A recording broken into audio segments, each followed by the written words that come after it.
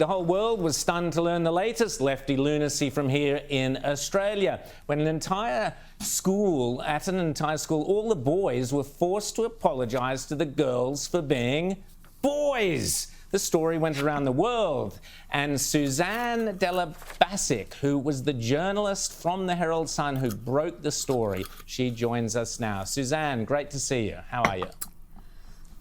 Good morning, Rowan. How are you? Yeah, we're really good. This is a great yarn, so tell us about it. Why you wrote that the parents were furious. Tell us why.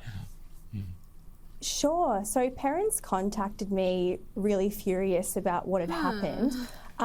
They told me that their sons were forced to stand up in assembly and apologise for their gender. Obviously. Okay, so I thought we got past this, but you know, yikes. Basically, if you did nothing wrong, then you shouldn't apologise. Simple as that. Obviously, in light of what's going on across schools at the moment with the whole issue of sexual harassment and consent. So there were a lot of disappointed parents because they said that the school didn't notify them beforehand about this assembly.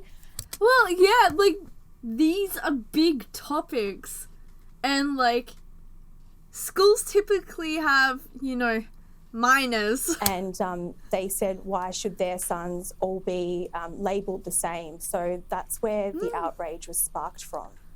Rita.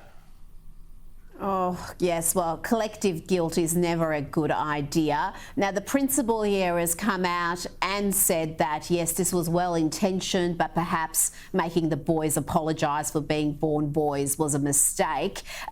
What are you hearing from the parents and the school community? Are they happy to move on, or is this a sign of the sort of indoctrination that we're seeing at schools? But what have the parents said to you? The thing is, this shouldn't have happened, and I can't believe I'm actually, like, seeming to agree with the cringiest news there ever was. Oh, the parents are very upset about what's happened. They're quite furious that the issue was obviously, you know, in a school assembly, and that their sons were forced to apologise for things that they had never taken part in. The parents have said that they've got no issue with consent being taught in schools. Exactly. Teach consent, but don't put the blame on people who did nothing wrong, because then what you're doing is you're actually, you know, making them feel like you're making the kids feel like that they've done something wrong and that they're growing up to be predators or something like that, and nobody should feel that way.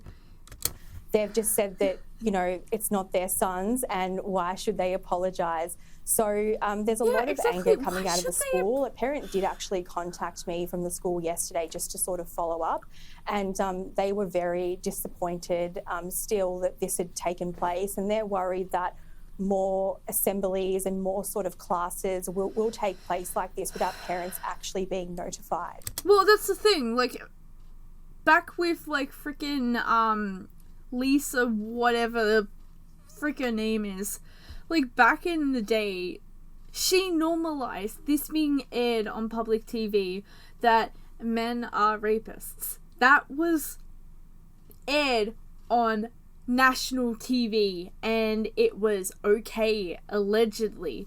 And yet, like, they're complaining now about this stuff here, but the fact of the matter is that the media normalized it, and now schools are following it and teaching kids stuff, which is going to cause them self-confidence issues later.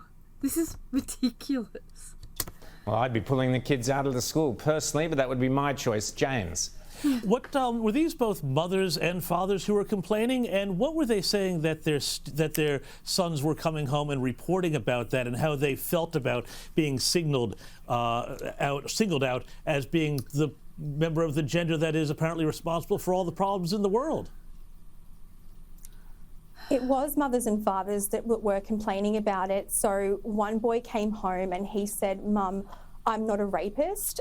Why have I been forced to apologise for this?" See, this is what I'm talking about. Like, the fact is that you're gonna create confusion and make like kids actually think that there's like a predatory trait to their like their gender, and that's fucked up.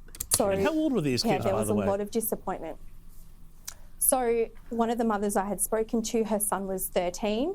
13. See, like, they, like, 13-year-olds, although the internet has changed it a little bit compared to when I was 13, but traditionally 13-year-olds, they don't, like, they've never even experienced anything sexual, you know? The majority of them, obviously, we're not going to go there, but the majority of 13-year-olds have not had sex or done anything like that. And the fact of the matter is that, like, when you're putting this on them, like, they're gonna be confused. And another mother, her son was 14, so they were very young, and yeah, just very disappointed. So obviously being at such a young age in year 7 and, you know, just coming home and saying, "Mum and Dad, this has happened," you know, it obviously caused a lot of friction, you know, for them. And I know that one mother I spoke to told me that her son didn't actually want to go to school the next day because of it. So Yeah, Jeez. like, that's the thing. Like,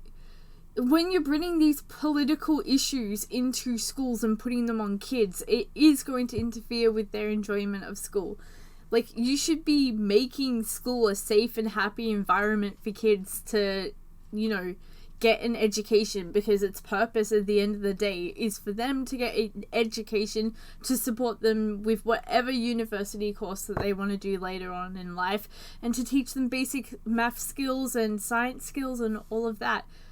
Like, the purpose of school is like that, not to deal with political issues. Political issues should not be put on people who are not even legally able to vote yet. very sad that it all happened. This infuriates me. This is what I was talking about before. You know, the Prime Minister blames the men and boys of Australia for having a cultural problem, and this is the direct result of it.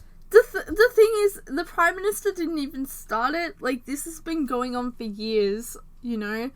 And, like, it's actually a joke. Like, it's actually a joke. This is what you have done, Scott Morrison. Nice work. Kids, boys, terrified to go to school. Rita?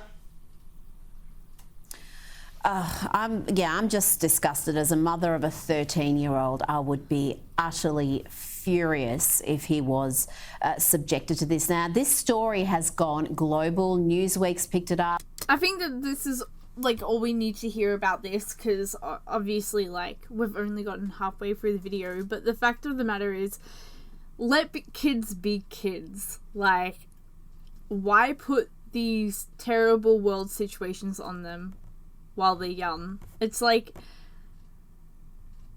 I'm dumbfounded. The fact that people think that it's okay to do this, it's fucked. Okay, I guess that's that. I'm gonna stop ranting, so